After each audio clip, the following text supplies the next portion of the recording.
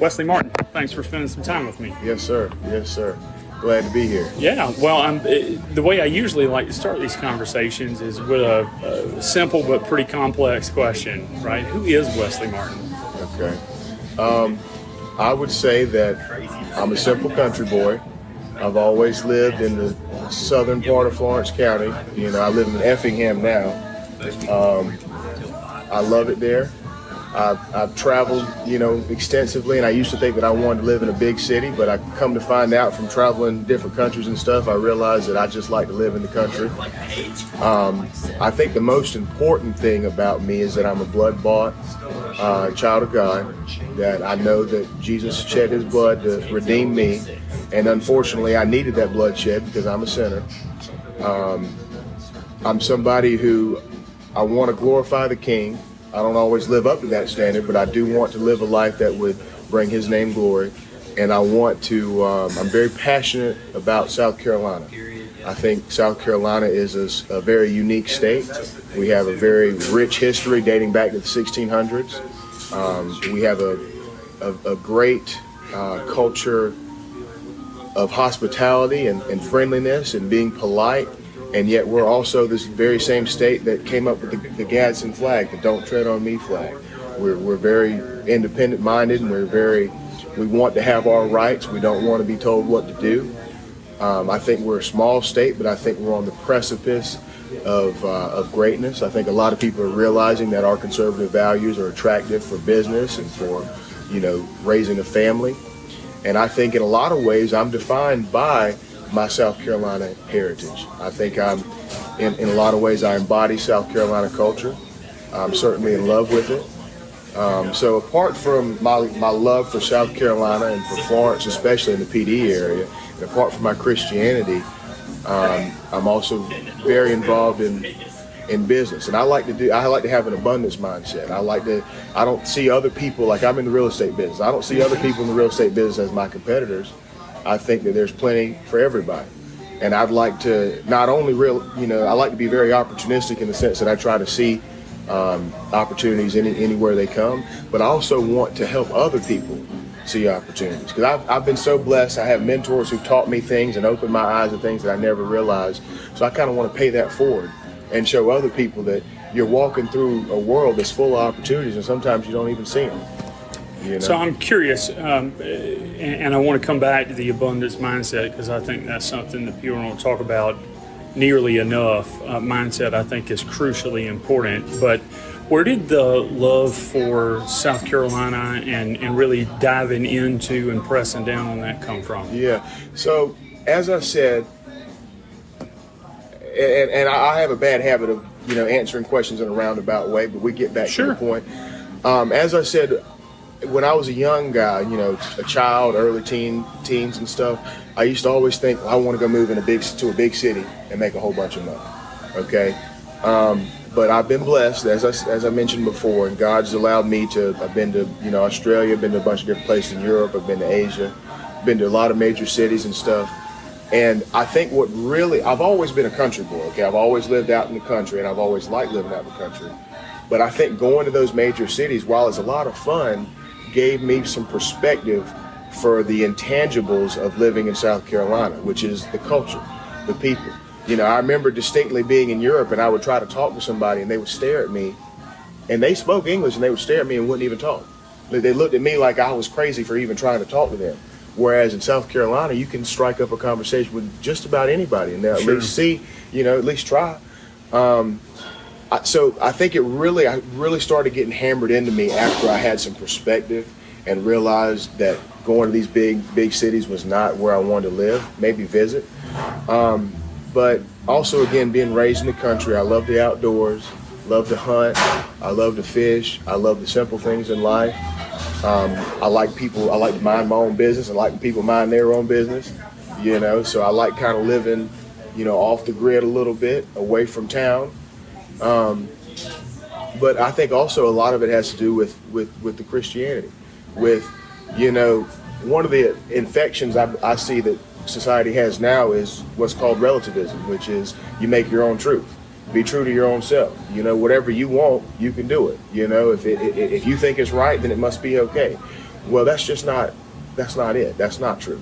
There's tangible right and wrong as defined by God, that's going to be right or wrong no matter how you feel about it. And I think in South Carolina, because of our strong Christian heritage, I think we still embrace that. Whereas there's other places that you may go where, they say it's okay to do whatever. And so I think there's things like the culture.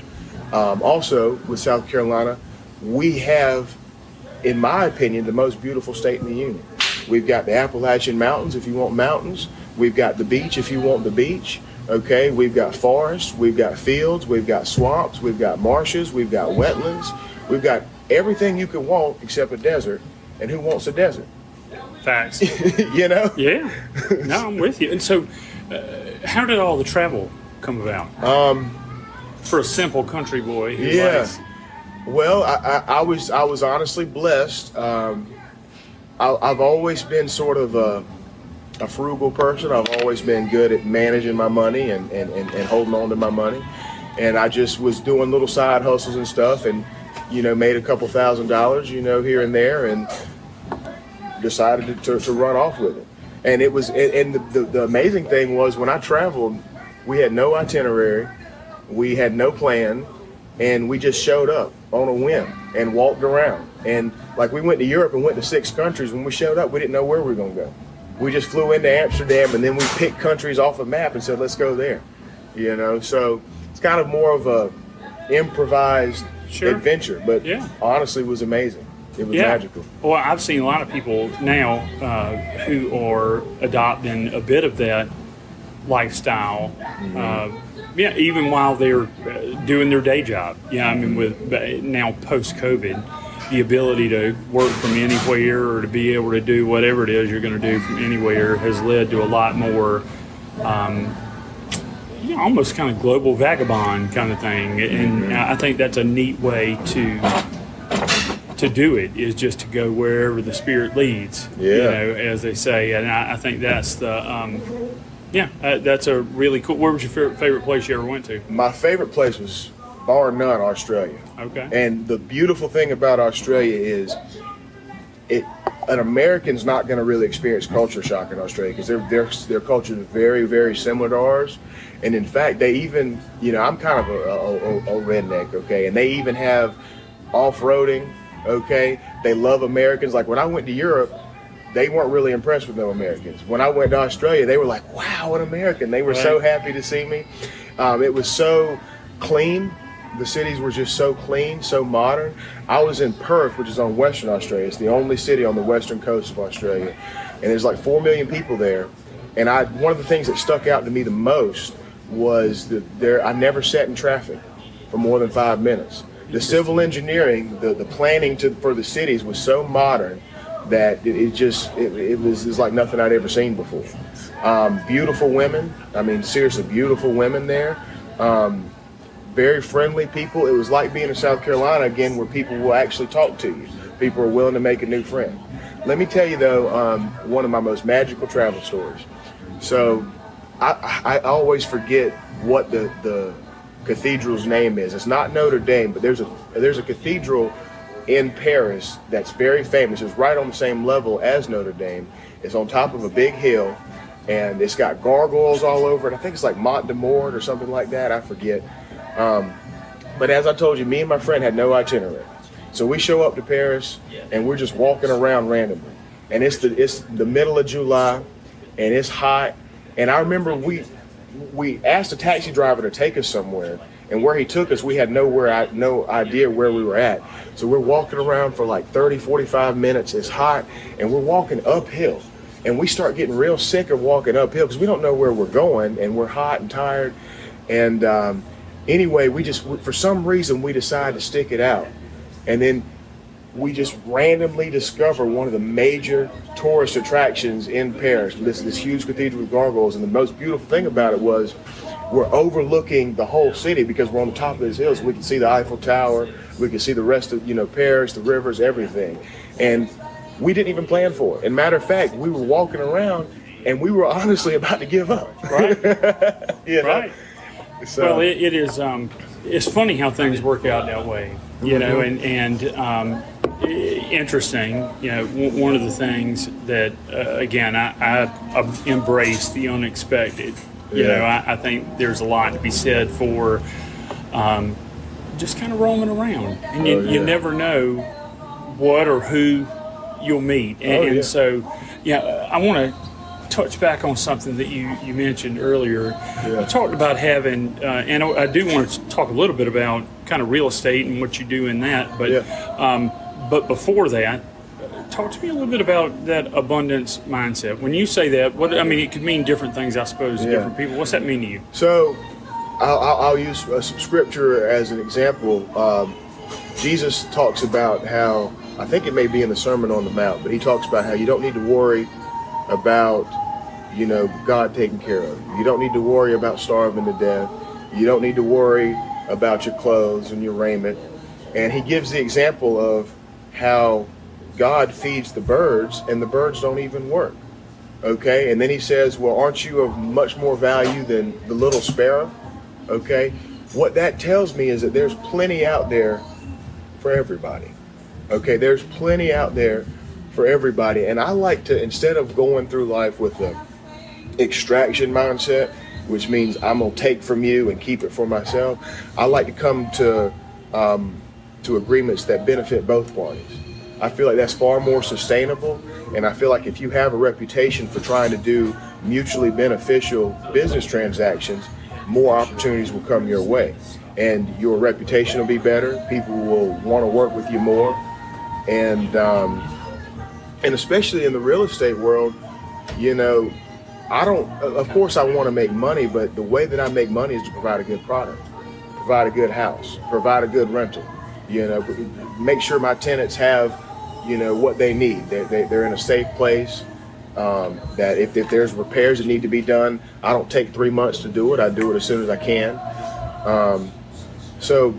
And with the abundance thing, there's just, especially in America, God has blessed us materially like no other nation. We're not the chosen nation, that's Israel. But I would argue that we've been given more money and more military power than even Israel has. And there's just, the way I feel about it is, being born in America, you're born on third base. Okay, and you just need to run home. And another thing about the abundance mentality, a lot of people have this victim mentality, Chip. And I'll tell you something, I don't know anybody successful with a victim mentality. I don't know anybody successful that's entitled. I feel like the people that I know that are successful have this mindset of, you can go out there and get it, but don't expect it to be given to you, and don't expect that you deserve it.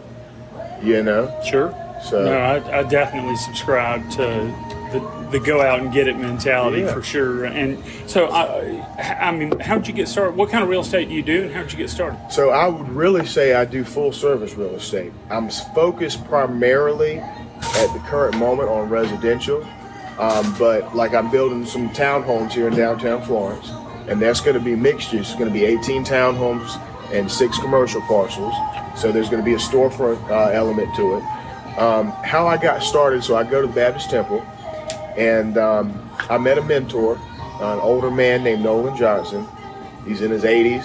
He had a business with 155 employees at one time.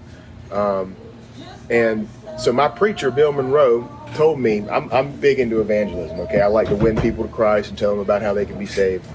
My preacher told me one time, I was in his office, he said, Wesley, we've got a man in our church named Nolan. He's one of the best soul winners in our church, and he's also a fantastic businessman. And in fact, my preacher, Bill, when he first came to Florence, he worked for Nolan. And I was sitting there thinking, well, look at what my preacher's done.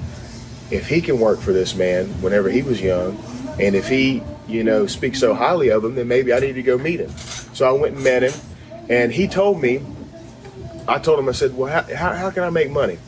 And he told me, Wesley, well, you need to consider, insurance, where you can get residuals and sell policies.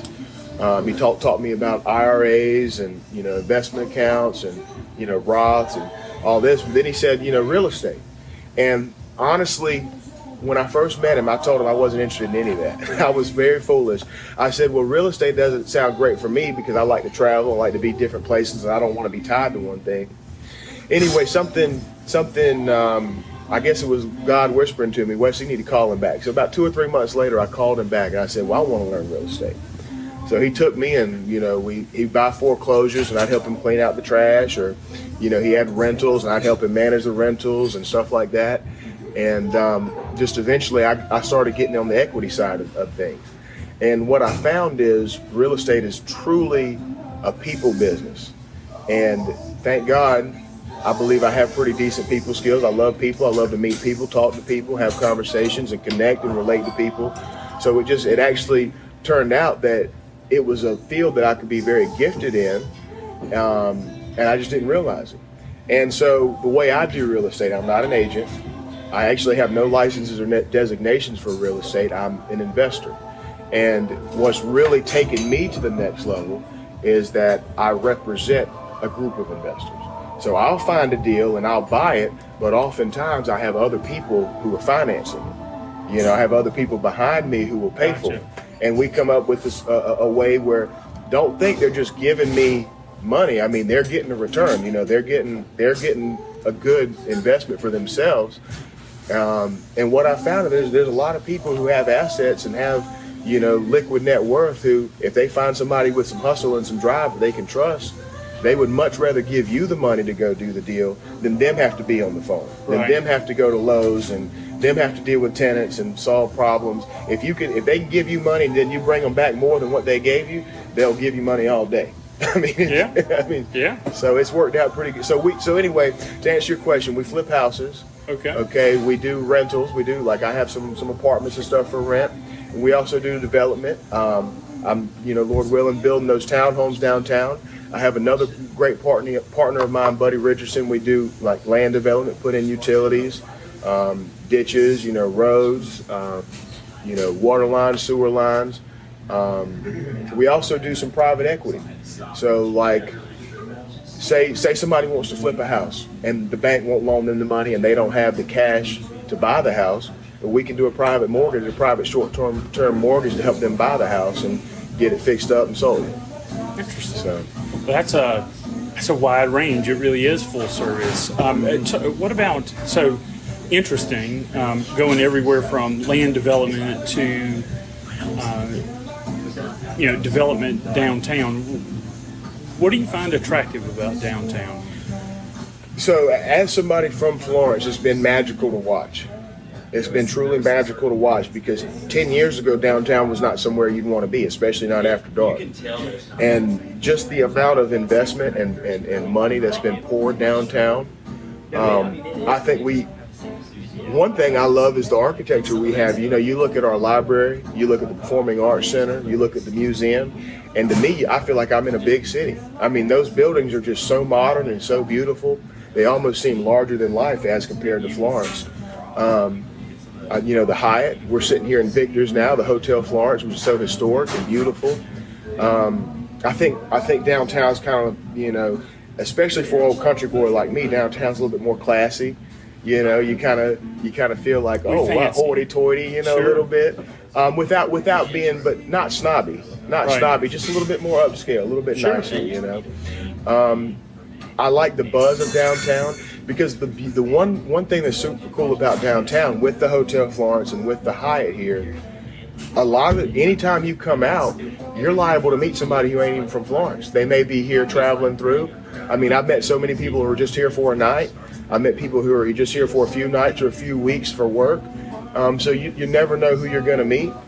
And I think they do a good job of keeping the streets clean.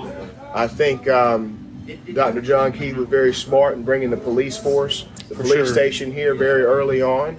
And, I'm a big supporter of the cops as long as they don't harass me too much, but they do a good job of keeping downtown safe and clean. For sure.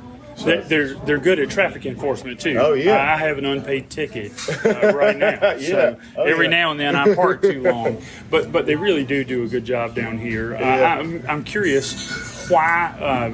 We've seen a lot of residential development, but here lately, at least, it doesn't seem like we've had of course, with the Emerson and the big projects. I'm glad to hear that you're looking at doing again 18 units at a small project by any means. What do you think, or what do you see as the opportunity? Is it the opportunity for you because it's kind of capacity limited down here? I mean, is that there aren't that many units, and you think there's more demand than so the thing that downtown is lacking now is people who live downtown, because like on a weekend, in the evening you'll see some foot traffic, especially during like the events that we have downtown. You'll see some foot traffic, but like now there's hardly any. We're meeting here at 10:30 in the morning. There's hardly any foot traffic, and the reason there's not much is because we need more residents. I think that the more people who come to live downtown, it's going to be like a snowball effect. Okay, the more people who live downtown, the more people who are shopping downtown, the more people who are eating downtown, going to bars. So you get more people living here, you'll have more restaurants open up, more bars open up, you'll have more storefronts open up, more professional services like financial advisors and attorneys and tax professionals and stuff like that who can open up. The opportunity for me, especially with my townhomes, I think it will be more, I would say more young professionals or older people who maybe don't have, children living with them anymore. Right. And my townhome is going to be about 1,250 square feet, which again, for a retired person or somebody whose kids are out of the house would be perfect, or for a young professional without children would be perfect. We also are going to have dedicated parking, which honestly, if you know downtown Florence, there's not much. You mentioned the Emerson. The poor people in the Emerson, when Florence After 5 comes through, they may not even have a place to park in their own apartment. Right. Right. That's true. So there's a bigger project, a much bigger project that's happening downtown, which is called Urban Square, which I believe is going to have like 130 apartments. Going to have some townhomes. I think there may be like a hotel. There's going to be some storefronts. And see, again, it comes back to that abundance mindset. They're not in competition with me. Number one, I'm providing a different project, or a different product. I'm providing townhomes that are more kind of like a house, and they're providing more apartments. But number two, the more people who live downtown, the better downtown, the more desirable it's going to be. The more restaurants, everything. The more people who live here, the more people are going to want to live here. For sure. The more buzz there will be. The more foot traffic we have. And we've seen that. I think it's been interesting down here to see, because our office has been down here for. We moved in roughly a year after the hotel. We committed right after they started and moved in. Probably 6 months or a year after they finished, in terms of getting our building up and ready and all those things. Mm-hmm. And a big part of that was bringing some, like you said, professional services down here. And of course, at the time, one of my best clients told me they were never coming to me. They were never coming to my downtown office and of course, then Victor's opened up and the hotel opened up and people started coming here and feeling more comfortable. And I do think that step of professional services coming down here and other businesses then brought in some of the residents. It got that the Emerson wouldn't have been built if you didn't have offices down here and starting to get some foot traffic. But I do think that you're right, that it's a snowball, that the more we have, the more there will be. And again, I didn't know the name of the project, but I knew that there was one kind of in the works that again wouldn't have been possible if it hadn't been for visionaries like the folks who were involved with Hotel Florence and Victor's. Big step. Now, vision's key. You're obviously a guy with a vision. What's next for Wesley? The Bible says, without vision, the people perish. Amen. If you don't know where you're going, how you gonna get there? Like my mentor, one of the things he taught me early on, Wesley, you cannot just drift through life. You can't just have these abstract things that you want to accomplish. He said you have got to have written down concrete goals. Okay, you got to have a list of goals, professional, spiritual, health, family, written down, defined, and then you've got to come up with a plan to make it happen. Okay, a goal without a plan is just a wish. Okay, you've got to actually you got to know where you're going. You got to have vision. Talk about vision. My good friend, Dr. John Keith, who if you hadn't spoke to him on this thing, you need to speak to him. Sure, I'd love to. He's one of the people who had the vision for downtown before anybody did. Okay, I think he went to school at Duke for his undergrad, and then he, lived in D.C. and went to Howard. And he told me how when he was going to school there, he just loved being downtown. He loved the city feel, and he kind of saw it for Florence before anybody else saw it. His friends, who helped him early on in his renovation career here in downtown on some of his properties, they told me that anytime they came here and were working in the evening, they had to have a gun. That's how bad it was. And yet he was willing to take that risk and step out to make something happen. So, and it's people like that who, like my project downtown, without people like Dr. John Keith, without people like Tim Norwood and Dr. Joe Griffin and Frank Chisholm and Dale Barth and entrepreneurs like that, and without the vision of Mayor Rukila and the city council at the time, my project wouldn't even be a consideration. It's if my project is successful, I'll be standing on the shoulders of giants. Okay, I couldn't. It's because of the people who came before me. What's next for me? I have a great friend of mine, Dr. Sam McCown, who's starting a hedge fund. Dr. McCown is the wizard. Okay. He's the one who knows the stocks, who knows the options, who has the system, who's been able to beat the market for several years now, and has a system that he's back tested. I'm going to be the salesman. I'm going to try to help him get clients. So we're kind of, because my goal, Chip, frankly, is to have my own private equity firm. Okay, I'm specialized in real estate and private lending. I'm good at I know how to value real estate. Not only present value, but I think God's given me a little bit of a knack for seeing where things are going and what may be worth more in the future.